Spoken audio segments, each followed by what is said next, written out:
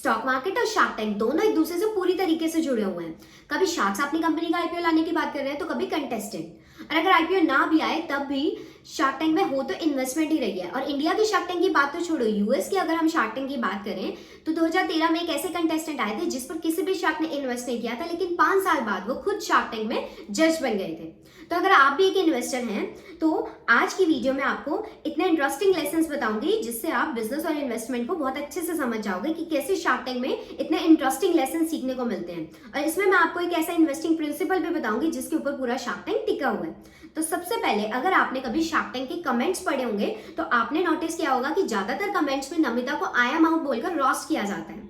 But I'm out because सचमुच मुझे नहीं लगता है मेरी इसमें एक्सपर्टीज है। बट ये सिर्फ एक इन्वेस्टर ही समझ सकता है कि नमिता बहुत ही स्मार्ट है, क्योंकि वो सिर्फ उसी बिजनेस से आउट होती है जिस बिजनेस में उसकी एक्सपर्टीज नहीं होती।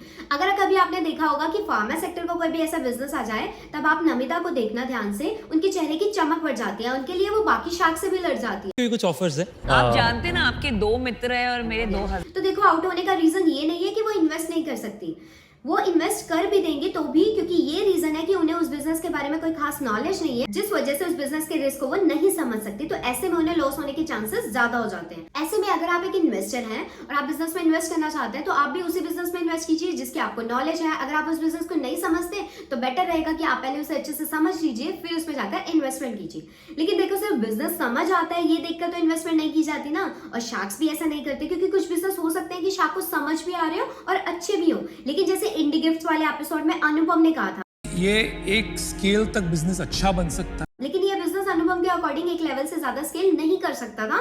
तो शार्क्स के लिए भी सबसे ज्यादा जरूरी होती है स्केलेबिलिटी। अगर आप भी किसी कंपनी के स्टॉक में इन्वेस्ट करते हैं और वो बहुत ज्यादा बड़ी नहीं बन सकती तो देखिए, वहां पर आपको थोड़ा बहुत प्रॉफिट तो हो जाएगा, लेकिन आप उससे हाई रिटर्न्स जनरेट नहीं कर सकते। इसलिए जिस बिजनेस में स्केलेबिलिटी ना हो उस बिजनेस में आपको इन्वेस्ट नहीं करना चाहिए।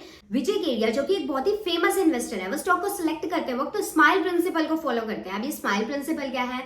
इसकी फुल फॉर्म है small in size, medium in experience and large in aspiration and extra large in market potential. यानी कि वो एक ऐसी कंपनी में इन्वेस्ट करना पसंद करते हैं जिसका साइज छोटा हो, उसका एक्सपीरियंस मीडियम हो, उसके प्रमोटर्स की एक्सपीरेशन लार्ज हो और सबसे ज्यादा इंपॉर्टेंट जिसका मार्केट पोटेंशियल एक्स्ट्रा लार्ज हो, यानी कि वो कंपनी स्केल कर सकती हो। तो आप भी इन्वेस्टमेंट करते वक्त स्केलेबिलिटी का ध्यान जरूर रखें कि उसका साइज कितना है, उसमें मार्केट पोटेंशियल कितना है, उसमें एस्पिरेशंस कितनी है। तो अगर गाइस आपको मेरी ये वीडियो पसंद आ रही है तो वीडियो को लाइक और चैनल को सब्सक्राइब जरूर कर दीजिए ताकि आगे आने वाली हर वीडियो का नोटिफिकेशन आपको मिलता रहे। अब नेक्स्ट रीजन समझने के लिए आपने देखा होगा कि शार्क्स कई बार किसी बिजनेस में इंटरेस्टेड नहीं होते, लेकिन जैसे ही उन्हें नंबर सुनाई पड़ते हैं तो उस बिजनेस में उनका इंटरेस्ट आ जाता है। But I am leaving. You have to say yes right now. मेरा और विनीता का 65 lakhs for 2%। और कई बार इसका उल्टा भी हो जाता है कि पहले वो बिजनेस में इंटरेस्टेड होते हैं, लेकिन जैसे ही उन्हें नंबर्स पता चलते हैं तो उनका इंटरेस्ट खत्म हो जाता है। उसमें रिटर्न और एग्जिट नहीं दिख रहा है मुझे, and that's why तो क्या होता है कि जो चीज कंपनी के फाउंडर्स नहीं बता पा रहे हैं ना, वो उस कंपनी के नंबर्स बता देते हैं। नंबर्स बता दीजिए। सो अभी लास्ट ईयर का हमारा सेल था 8 करोड़ 40 लाख। अब इन नंबर्स में जो इंपॉर्टेंट होता है वो होता है कंपनी का रेवेन्यू, यानी कंपनी सेल्स कितनी कर रही है। और ना बताओ पिछले महीने कितना बिजनेस किया? So 0.7 crore was last year's sale and the previous was 1.5. 1.5. Wow. कई बार आपने शार्क्स को एबिटा पूछते हुए भी देखा होगा, जिसको निकालने के लिए हम रेवेन्यू में से एक्सपेंडिचर को माइनस कर देते हैं और इससे हमें पता चलता है कि एक जो बिजनेस है वो ऑपरेशनल लेवल पर कितना प्रॉफिट अर्न कर रहा है। तो ऐसे में अगर आप भी स्टॉक मार्केट की किसी कंपनी में इन्वेस्ट करते हैं तो इन्वेस्ट करने से पहले आपको भी उसके नंबर्स को पूरे ध्यान से देखना चाहिए। इसमें ऑब्वियसली आपको उसकी सेल्स तो देखनी ही है, लेकिन वो सेल्स किस रेट से ग्रो कर रही है वो भी देखना है। इसके साथ साथ आपने उसके फंडामेंटल्स भी चेक करने हैं कि उसकी रिटर्न ऑन इक्विटी रेशियो कितनी है, उसकी डेट इक्विटी रेशियो कितनी है, यानी कि कंपनी के ऊपर कितना कर्ज है, कंपनी कितना प्रॉफिट अर्न कर रही है, उसका मार्केट पोटेंशियल क्या है। तो ये सब चेक करने के बाद ही आप किसी कंपनी के स्टॉक में इन्वेस्ट कीजिए, क्योंकि कई बार एक कंपनी की सेल्स तो बढ़ रही होती है लेकिन उसका प्रॉफिट नहीं बढ़ रहा होता है। तो इसके लिए आपको उसका प्रॉफिट भी देखना है और प्रॉफिट ग्रोथ भी देखनी है। साथ ही return on equity, return on capital employed, free cash flows, debt matrix, इन सभी चीजों को देखना होता है। इन्हीं सभी चीजों को एनालाइज करने के बाद, उसका पूरा फंडामेंटल एनालिसिस करने के बाद ही आप उसके स्टॉक में इन्वेस्ट कीजिए। और हाँ, इसके साथ ही ये भी जरूर देखें कि जो कंपनी के फाउंडर्स है ना या प्रमोटर्स हैं, उनके पास कंपनी की अच्छी सारी होल्डिंग होनी चाहिए, क्योंकि अगर उनके पास कंपनी की ज्यादा होल्डिंग्स नहीं होगी तो या तो वो उस बिजनेस को रन करने में इंटरेस्ट नहीं लेंगे, और अगर वो इंटरेस्ट नहीं लेंगे तो बिजनेस प्रॉफिट कैसे करेगा। और वैसे अगर आप ये सब सीखना चाहते हैं ना कि स्टॉक मार्केट क्या है, स्टॉक मार्केट में फंडामेंटल एनालिसिस कैसे किया जाता है, स्टॉक को सेलेक्ट कैसे करना है, तो इसके लिए मैंने अलग से वीडियोस बनाई हुई हैं। आप मेरी प्लेलिस्ट स्टॉक मार्केट में जाकर देख सकते हैं, उनको वहां पर अच्छे से समझ सकते हैं।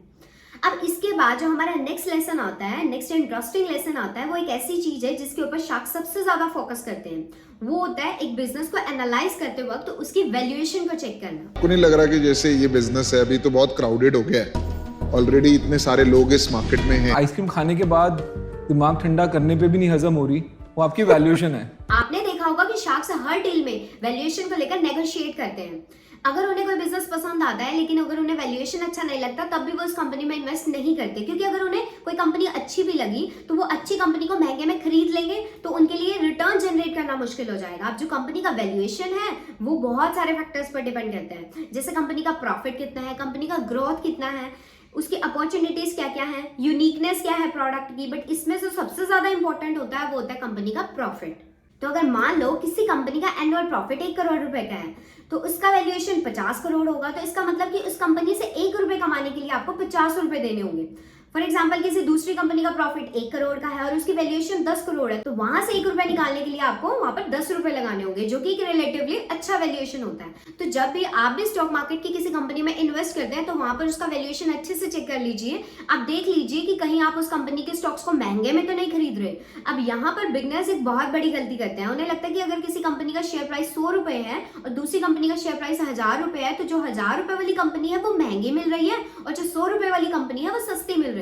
लेकिन ऐसा बिल्कुल भी नहीं है। शेयर के प्राइस से ये पता नहीं चलता कि शेयर सस्ता मिल रहा है या फिर महंगा। इसके लिए आपको उस कंपनी का पी रेशियो यानी कि प्राइस टू अर्निंग रेशियो निकालना होता है, जिसको निकालने के लिए कंपनी के शेयर के प्राइस को उसके अर्निंग पर शेयर से डिवाइड किया जाता है और फिर उस पी रेशियो को उस इंडस्ट्री के जो बाकी स्टॉक्स हैं उनके पी रेशियो से कंपेयर करके देख सकते हैं कि स्टॉक सस्ता है या फिर महंगा है। अब लास्ट में एक ऐसे इन्वेस्टमेंट प्रिंसिपल की बात करते हैं जिसके ऊपर पूरा शार्क टैंक टिका हुआ है। इसके लिए हम शार्क टैंक सीजन 3 का एग्जांपल लेते हैं। इसमें सबसे ज्यादा 34 डील्स की गई हैं जो कि अमन गुप्ता ने की है, जिसकी टोटल वैल्यू 15 करोड़ रुपए है, यानी कि एवरेज निकालो तो हर डील लगभग 44 लाख रुपए की गई होगी। तो अब मान लो कि इसमें से 70% यानी कि जो 24 कंपनीज हैं जिसमें अमन ने इन्वेस्ट किया है वो पूरी तरीके से डूब जाती हैं और उनको टोटल लॉस हो जाता है, जिसके चांसेस बहुत ही कम है। तो अप्रोक्सीमेट उनको 10.5 करोड़ रुपए का लॉस हो जाता है और वो पूरी तरीके से डूब जाएंगे। लेकिन जो बची हुई कंपनीज हैं 4.5 करोड़ की, उनकी 10 डील है ना, उनमें से कुछ ऐसी भी होंगी जिन्होंने 2 टाइम्स का रिटर्न देंगी, कुछ ऐसी भी होंगी जो 10 टाइम्स का रिटर्न देंगे, 20 टाइम्स का देंगी और कुछ ऐसी भी हो सकती है जो 100 टाइम्स का ही रिटर्न देंगे। बट एवरेज अगर बची हुई 10 डील 10 टाइम का भी रिटर्न देती है ना तो भी उनकी वैल्यू 45 करोड़ रुपए होगी, यानी बुरे से बुरे हाल में भी अमन के जो 15 करोड़ रुपए है ना वो 45 करोड़ रुपए हो जाएंगे।